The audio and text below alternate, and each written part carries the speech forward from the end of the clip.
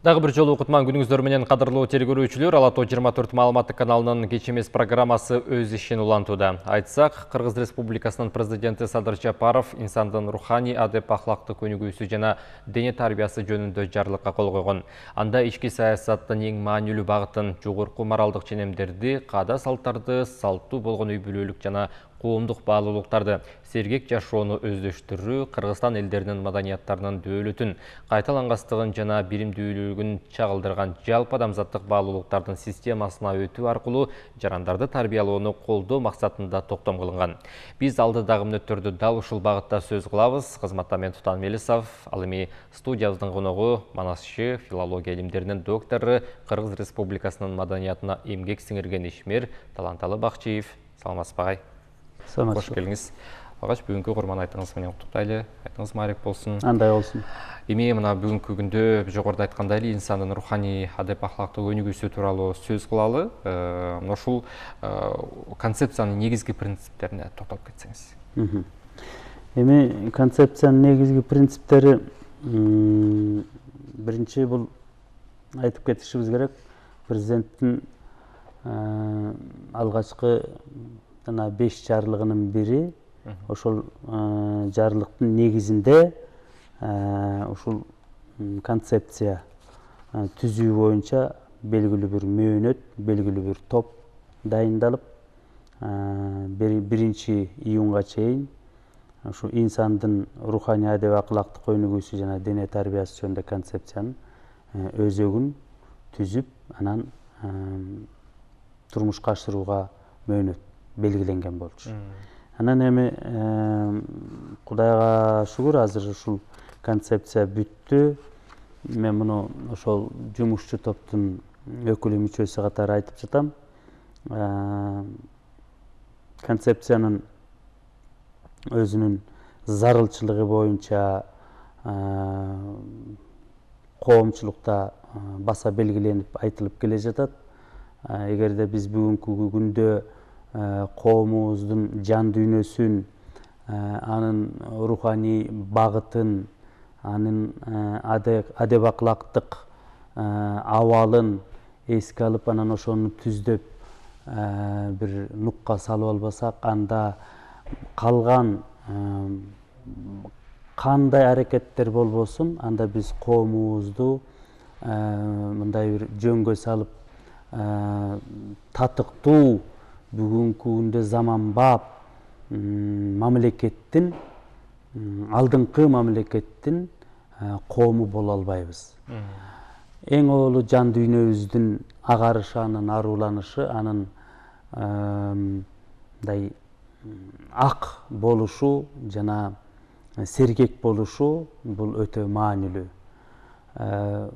Албетте, мисалы, руханий дөөлөт же руханий багыт же руханият дегенде биз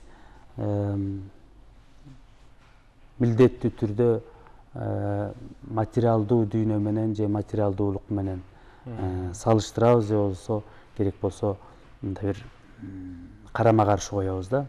Экөө тең зарыл.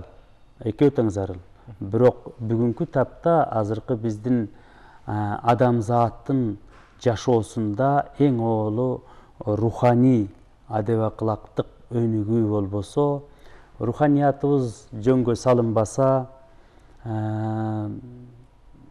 анда 1000 ирет аракет кыл, 1000 ирет элиң үчүн, мамлекет үчүн комфорт түзүп, телегейин тегиз кылып, оозуна май тамгыдай кылсаң дагы, ал коом оорукчан коом болуп калат. Ал коом айла жоктуктан депрессияга батат. Аны биз башка, мисалы, Батыш Европадагы, Түндүк Америкадагы өлкөлөрдүн мисалында көрүп жатабыз да. Ошо тоюнган, кылар иши жок, максаты жок бул жашоодо,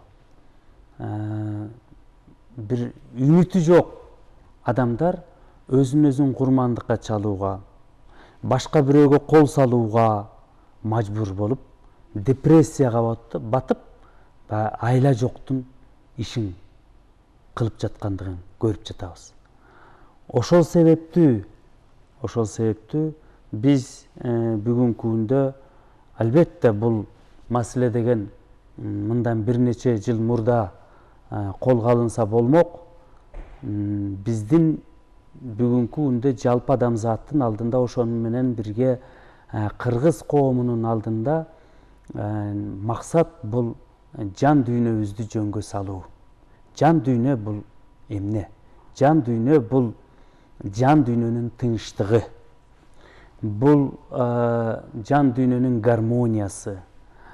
Ал үчүн жан дүйнө гармонияга батып, жөнгө салыныш үчүн биздин ата бабалар анын жолун, ыгын таап, ошо ыгы менен, жолу менен балдарына тартуулап келген. Ал биздин каныбызга сиңген. Ал биздин тарбиябыздын, маданиятыбыздын бир милдеттүү түрдөгү жазылбаган бир мыйзамы болуп эсептелинген. Тилекке каршы биз изоляцияда болбогондуктан башка элдердин, башка өлкөлөрдүн маданияты бизге кирип, алар биздин өзүбүздүн түптүү маданиятыбызга, биздин түптүү салттуулугубузга сокку уруп, ошону жокко чыгарууга аракет жасап жатат. Албетте муну атайында кылып аткан жагдай десек болот. Аң сезимсиз түрдө дагы кылынып атат. Бирок анын акыры, анын түбү биздин түпкү салттуу маданиятыбыздын, руханиятыбыздын жок болуп кетишине алып келет. Ошол себептүү муну мамлекеттик деңгээлде бул маселени бийликтин деңгээлинде алып чыгып коомубузга мынакей сунушталып жаткандыгы бул өтө маанилүү. Бул өтө маанилүү. Бул дин эмес. Бул бир ишеним эмес. Бул бир негативдүү көз караш эмес же дүйнө тааным эмес. Бул биздин атам замандан бери, ата бабабыздан бери келе жаткан биздин көрүз карашыбыз, биздин дүйнө таанымыбыз. Ошогон болгону кайра кайтып атабыз. Ошону кайтарууга, ошогон багыт алууга бийлик ошо мүмкүнчүлүк түзүп берип атат. Шарт түзүп берип атат. Мамлекеттик деңгээлде мыйзамдаштырып берүүгө аракет кылып жатат. Биз ошону колго алышыбыз керек. Кыргызда бир сөз бар, ит атасын тааныбайт деген. Мына ошол ит атасын тааныбайт деген мезгилге, ошол доорго, ошол түшүнүккө жакындап баратабыз биз негизи.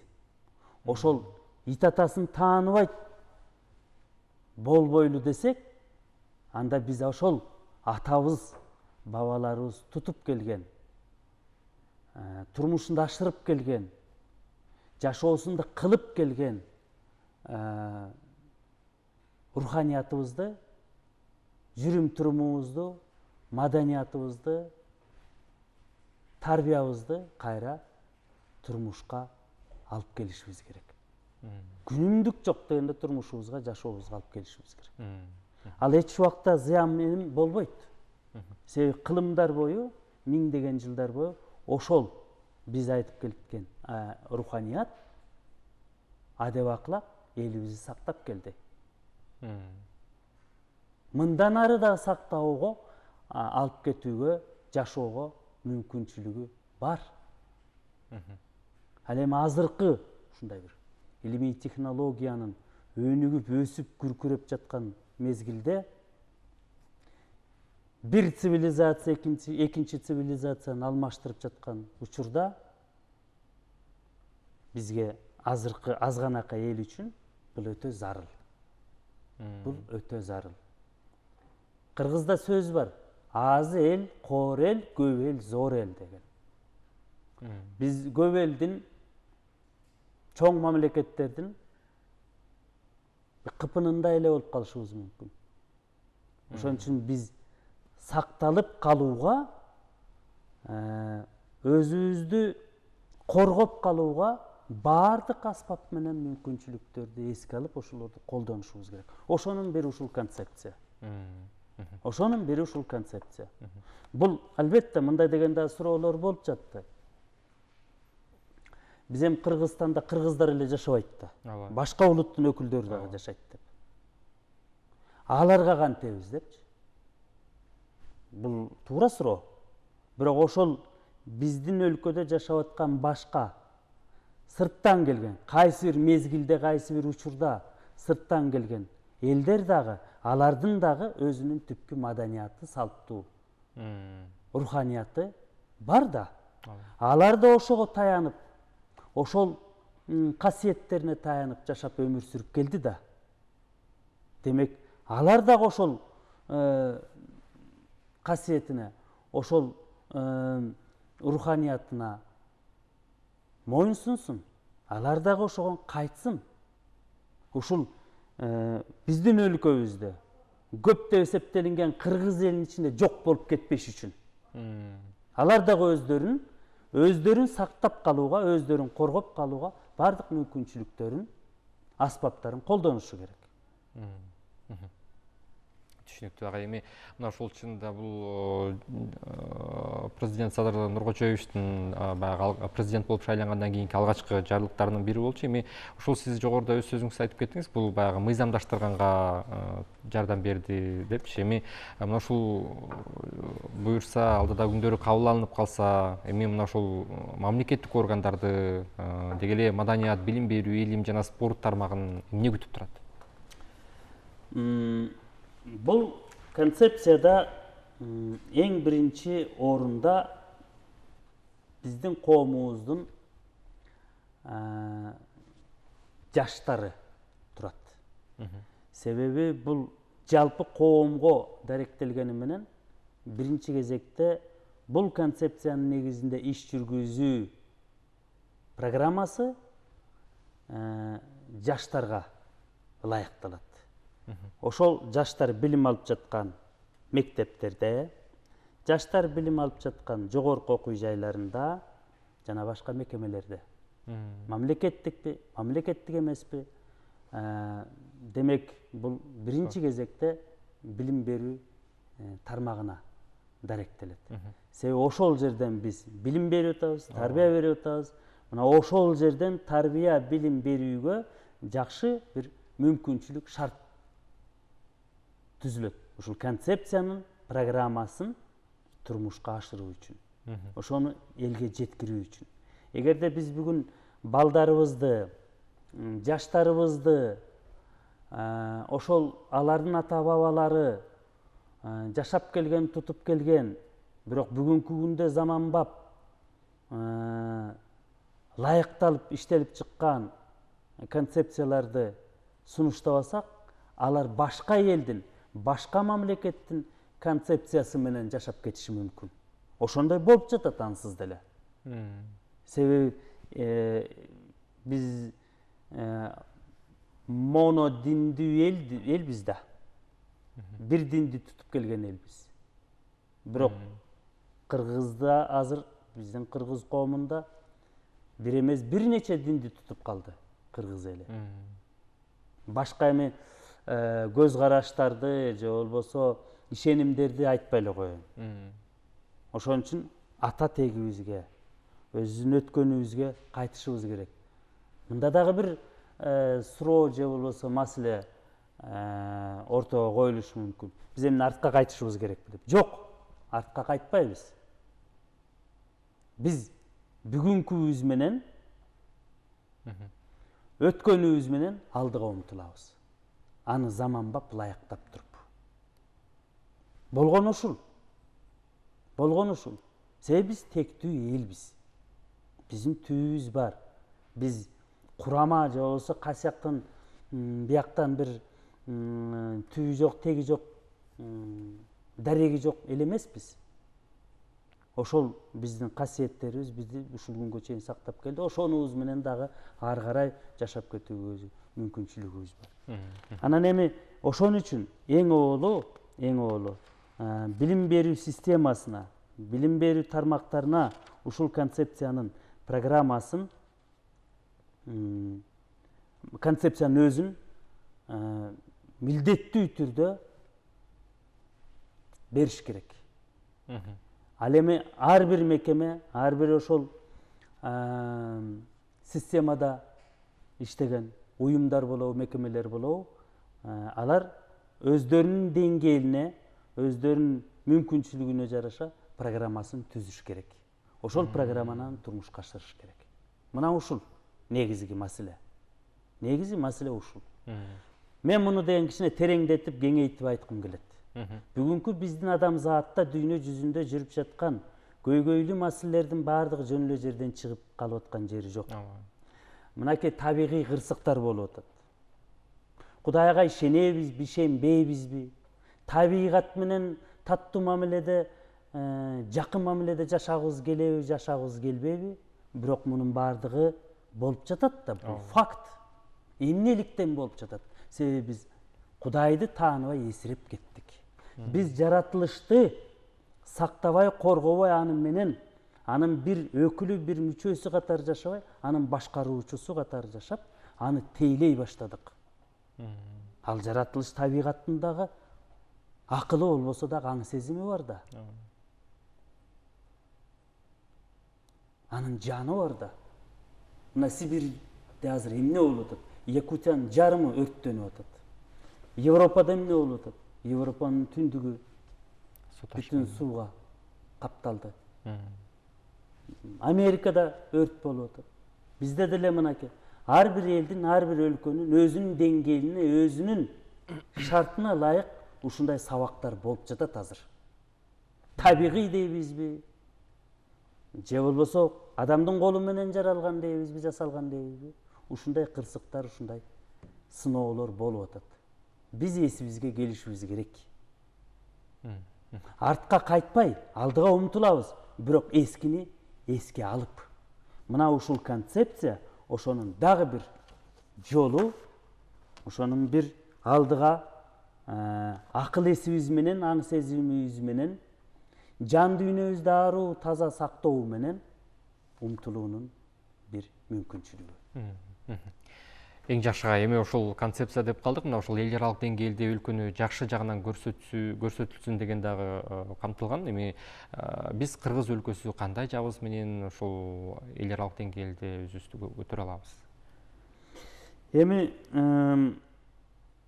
бул дүйнөдө канча эл, канча мамлекет болсо, ар бири кайталангыс, ар бири жалгыз, ар бири орусча айтканда единственный. Бул Кыргыз элиндей башка эл жок. Кыргызстандай башка мамлекет жок. Биз өзүбүздүн табигатыбыз менен, жаратылышыбыз менен, өзүбүздүн дүйнө таанымыбыз, маданиятыбыз менен, тилибиз менен кайталангыспыз. Ошол адамзаттын кызыл китеби болсо, биз ошого кирип калуу коркунучунда турабыз. Кыргыз эли. Элдердин кызыл китеби болсо адамзатта.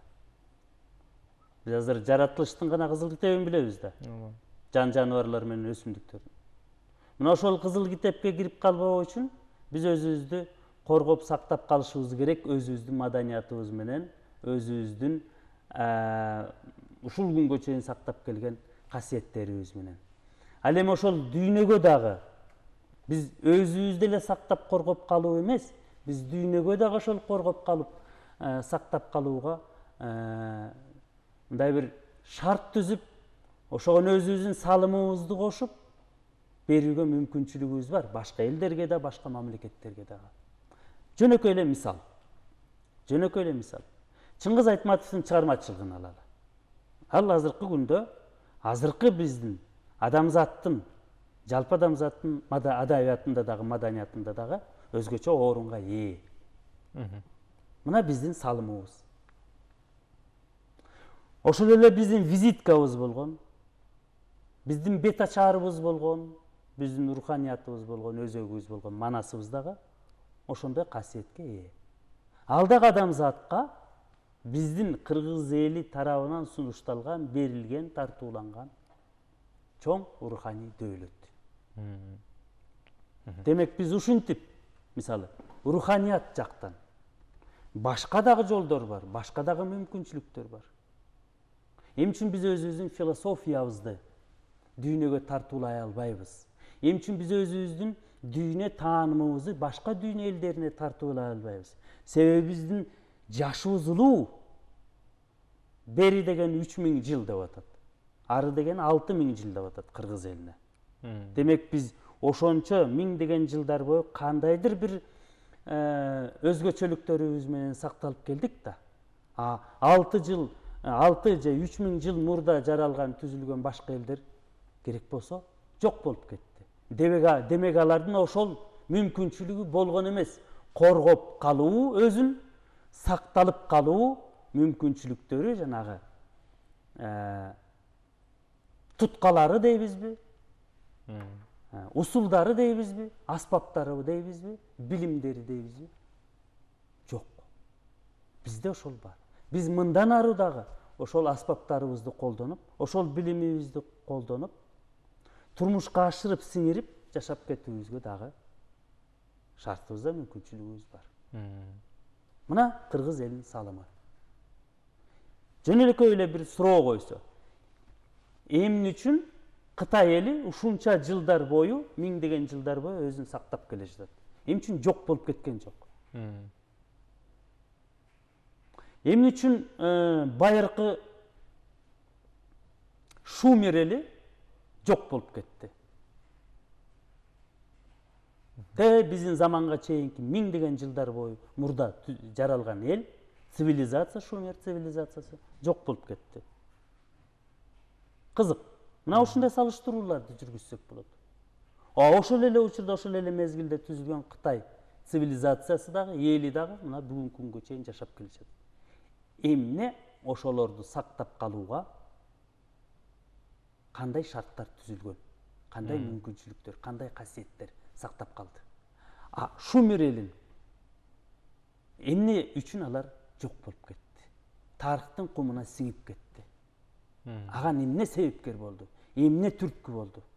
Деген суроолордун негизинде биз өзүбүздүн дагы эртеңки келечегибизди чечүүгө, бүгүнкү тагдырыбызды туура жолго салууга бир мүмкүнчүлүк алабыз. Жакшы мүмкүнчүлүк. Ооба. Ушул кыргыз мамлекетинин бүтүндүгүн сактоо баарынан жогору турса керек, чынында. Анан эми албетте концепцияны жүзөгө ашыруу шарттары жана жолдору кандай болуп жатат? Эми мамлекеттин бийлиги тарабынан, жетекчилиги тарабынан түзүлгөн бул мамлекеттик документ болуп эсептелинет, концепция. Президенттин жарлыгынын негизинде түзүлгөн. Бул биринчи кезекте мамлекеттик уюмдарга, мекемелерге берилет. Мен жана жогоруда айтылгандай, ошонун негизинде анан ар бир уюм, мекеме өзүнүн шартына ылайык, өзүнүн мүмкүнчүлүгүнө ылайык, адистигине ылайык дейбизби, өзүнүн программасын түзөт. Ошол программасын анан турмушка ашырат. Мына ушундай болушу керек. Антпесе бул концепция иштебейт.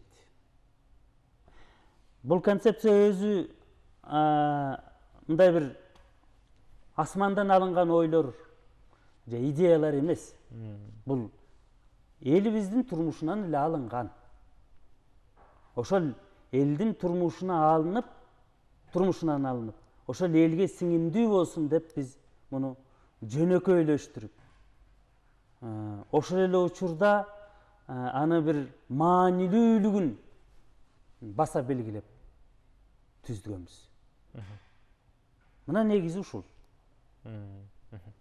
Эң жакшы магай сизге ушул учурдан пайдаланып эркин микрофон берели, ушул концепция тууралуу, балким элге болгон кайрылууңуз болобу? Мен эми учурдан пайдалануу айтаарым, кыргыз эли өзү азганакай эл. Кыргыздын улуулугу ушундай экен, башка элдерди дагы өзүнө сиңирип, башка элдерге дагы жашоого тең ата, тең укукта жашоого мүмкүнчүлүк берип, ушул өлкөбүздө чакан болсо дагы Кудай берген бейиште болгон өлкөбүздө бардык мүмкүнчүлүктөрдү, бардык шарттарды дагы, жагдайларды дагы түзүүгө шарты бар. Ошону биз турмушка ашырууда, ошону бир келечектүү кылууга, өмүрүн узак кылууда ушундай концепцияларды, мунун негизинде дагы башка документтер, концепциялар түзүлөт, программалар түзүлөт. Бул бир биздин өлкөбүздү, элибизди сактап калууга бир аспап болуп эсептелет. Адамзатта азыр не деген өйдө төмөндүктөр жүрүп жатат. Ушунун бардыгы жалпы адамзат үчүн чоң сынак. Биз азыр өзүбүздүн жаратылыш табигат Кудай берген мүмкүнчүлүгүбүздөн аша чаап кеттик. Өз ордубузду билбей, өзүбүздүн мүмкүнчүлүгүбүздү билбей, биз азыр Кудай менен тең ата болуп калууга мүмкүн, ошол деңгээлге жетип калдык. Бул туура эмес.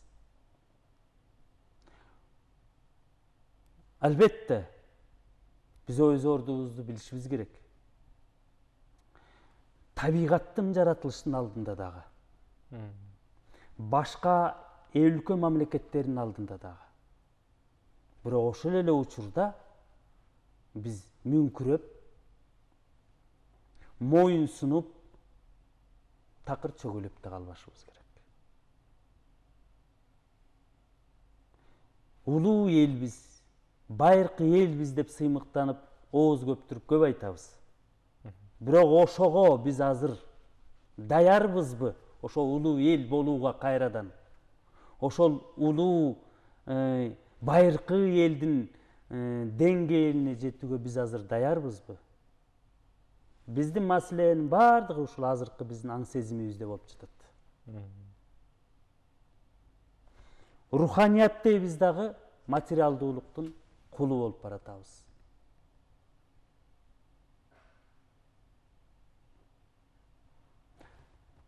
Биринчи кезекте эмне маанилүү дегенде, материалдуулукту биринчи орунга коюп атабыз.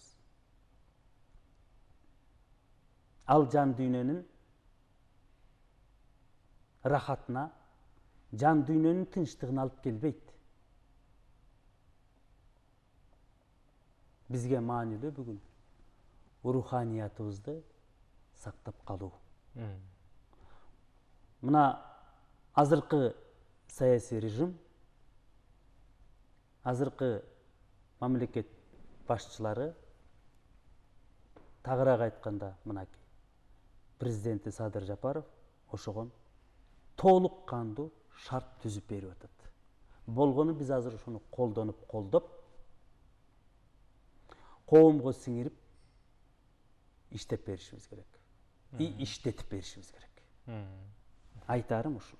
Эң жакшы. Сизге чоң рахмат. Келип маек көрүп бергениңиз үчүн ыраазычылыгыбызды билдирели. Дагы бир жолу курмандыгыңыз маек болсун. Бар болуңуз. Рахмат. Ардактуу телекөрүүчүлөр, биз жогоруда Манасчы филология илимдеринин доктору, Кыргыз Республикасынын маданиятына эмгек сиңирген ишмер, таланталы Бакчиев менен президент Садыр Жапаровдон президент болуп шайлангандан кийинки алгачкы 5 жарлыгынан бири инсандын руханий адеп ахлактык өнүгүүсү жана диний тарбиясы жөнүндө сөз кылдык. Сиз көрүп жаткан Ала-Тоо 24 каналынын программалары өз ишин улантат. Кызматта мен Тутан Мелисов болдум. Сиздер менен кийинки эфирлерге чейин коштошом. Дагы бир жолу курман айтыңыздар маек болсун.